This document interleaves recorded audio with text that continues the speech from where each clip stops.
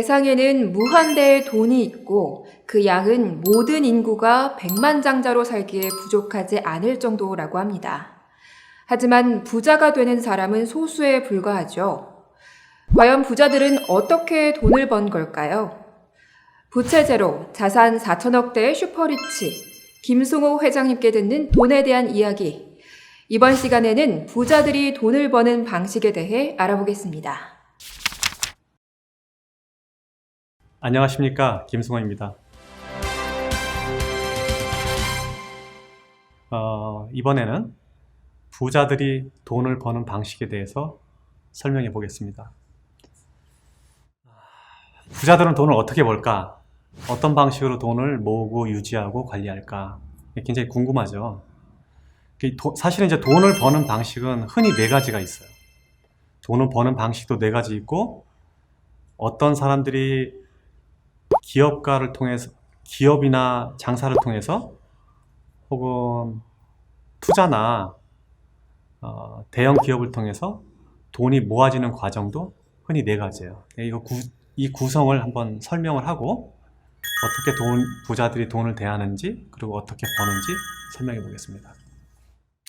제가 처음에 돈을 벌 때는 장사를 통해서 돈을 벌었어요. 하루에 18시간을 일하고 1년 내내 365일, 7, 8년을 그렇게 일했어요.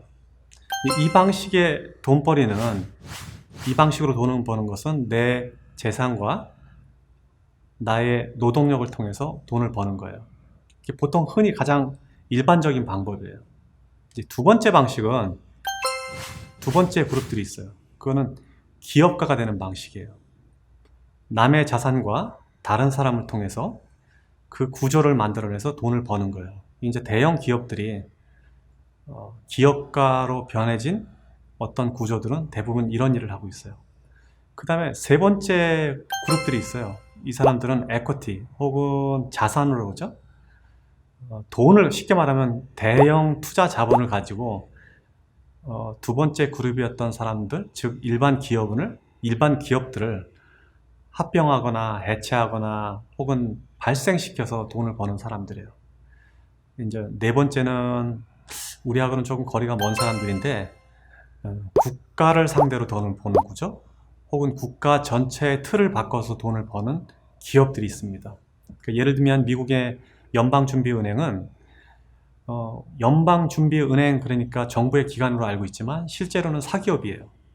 거기에 주주들은 예를 들면 체이스뱅크라든지 아니면 우리가 흔히 알고 있는 로스차일드 가문이라든지 이런 가문들이 그 지분을 가지고 있고 미 정부를 상대로 돈을 벌고, 또 대형 국가와 국가를 넘어서는 글로벌적인 형태의 기업들도 다 이 네 번째 그룹에 들어가요.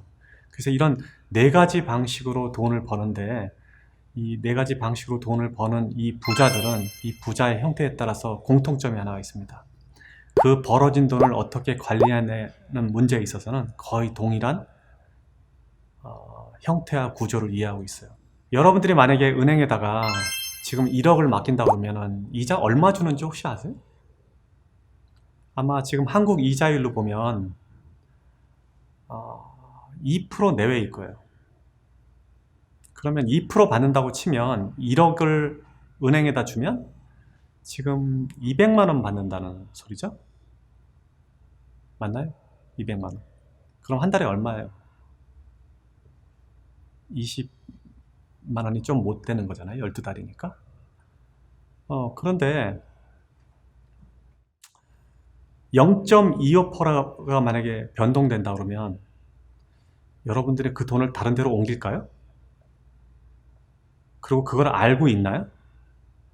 네.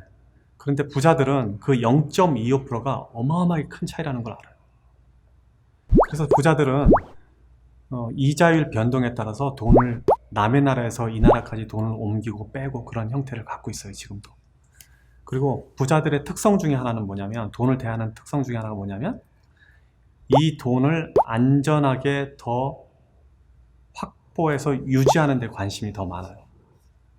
만약에 이 돈을 가지고 큰 투자를 해서 더 큰 돈을 모을 수 있다라고 했을 때 위험성이 증가되면 그 증가된 위험성 쪽으로 돈을 안 모으고 위험성이 배제된 상태에서 안전하게 하는데 훨씬 더 돈을 많이 쓰고 있어요. 부자들은 사업을 통해서 돈을 벌더라도 다시 또 사업을 해서 돈을 번다는 것 자체가 어마어마하게 힘든 일이고 위험한 일이라는 걸 알기 때문에 이미 벌어진 돈을 보유해서 안전자산에서 작은 이익을 가지고라도 계속 늘릴 수 있는 구조라면 그 안에 장착되게, 그 안에 들어가려고 하는 게 속성이에요. 그래서 우리가 부자가 되려면 지금 이렇게 돈을 벌어지는 과정도 이해해야 되지만 또 돈이 보통 버는 방법에 있어서도 내가 많은 돈을 벌고 싶다면 내 노동과 내 경험으로만 벌 수는 없어요. 내 일로만 벌 수는 없어요. 이거를 구조를 만들어내고 사업을 통해서 돈을 벌어야지 결과적으로 내가 일을 하지 않고도 돈을 벌 수 있는 구조를 만들어내는 방식, 이걸 아는 사람들이 큰 돈을 모으게 돼요. 이거를 좀 간단하게 설명하면 지금 크레딧 카드를 갖고 있는 사람들은 크레딧 카드를 갖고 있으면서 포인트를 얻어서 포인트로 내 돈을 조금 더 야무지게 쓸 수 있다고 생각하지만 제 생각은 좀 달라요. 크레딧 카드 자체가 돈을 더 많이 쓸 수 있고 지금 미래소득에 대해서 돈을 벌려고 하는 미래소득을 미리 쓰는 행동 형태를 가지고 있기 때문에 그런 분들은 돈을 모으는데 부적합한 환경 형태를 지금 갖고 있는 거예요. 저는 개인적으로 부채가 완벽하게 제로임에도 불구하고 지금 현재 크레딧 카드가 없어요. 제 주머니에는 지금 회사 법인카드가 크레딧 카드이긴 하지만 개인적으로 크레딧 카드를 안 갖고 있어요. 한국에서는 이걸 나는 미국에서는 이걸 데뷔 카드라고 그러는데 아마 여기서는 그걸 뭐라고 그러죠? 현금 카드? 캐시 카드라고 그러나요? 그렇게 그냥 직접 지불하는 방식을 좋아해요. 왜냐하면 그렇게 하면 내 돈이 언제 어떻게 나가는지를 바로 알 수 있고 이 돈이 이미 벌어진 돈을 가지고 쓰기 때문에 돈의 관리가 쉬워져요. 부자들은 계속해서 부자로 남을 만한 확률이 되게 높은데 그 이유는 일반적인 사람들이 돈을 대하는 태도가 현격하게 다른 점들이 분명히 있습니다. 그래서 지금 제 설명을 따라서 오다 보면 왜 부자들이 돈을 더 가지고 있을 수 있는가를 이해할 수 있게 될 것입니다. 회장님 유익한 강의 감사드립니다. 네. 직장인으로서 돈 관리법과 사업가로서의 돈 관리법이 다를 것 같은데요. 규칙적인 수익을 가질 경우와 불규칙한 수익을 가질 경우 돈을 관리하는 방법의 차이에 대해서 조언 부탁드립니다. 예, 돈이라는 개념은 돈 안에 그 돈이 갖고 있는 금융학적으로 설명하면 퍼라는 개념이 있어요. PER, 퍼라는 개념. 그래서 이 돈이 일정하게 들어오게 만들어주는 그 가치가 돈의 변형을 일으키거든요. 그래서 불규칙한 수입을 가진 경우에는 이 돈이 일정하게 들어오는 수입으로 이 돈 자체를 옮겨줘야 돼요. 그래서 일정하게 들어온 돈이다. 그러면은 지금 현재 불규칙하게 모아진 이 돈도 일정하게 수입이 나오는 데다가 투자를 해서 전체 자기 수입이 일정한 구조로 흘러오게 만들어져야지 지속적인 성장을 할 수가 있게 돼요.